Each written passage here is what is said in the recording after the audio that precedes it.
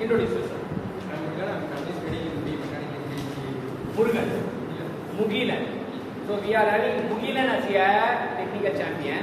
So நம்ம என்ன பார்க்க போறோம் அப்படின்னா work அப்படிங்கறது என்னன்னு சொல்றோம். workனா என்ன?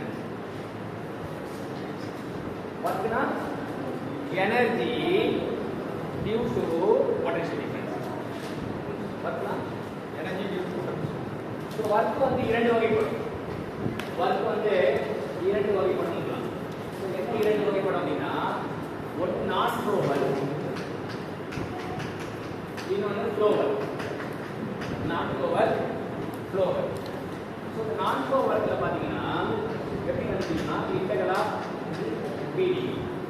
flow work என்னன்னா இன்டெக்ரல் ஆஃப் மைனஸ் BD. சொல்லுங்க work எத்தனை வகைப்படும்? Work is divided into two types, Flow and non-flow. flow work க்கு என்ன ஃபார்முலா, non flow work க்கு என்ன ஃபார்முலா?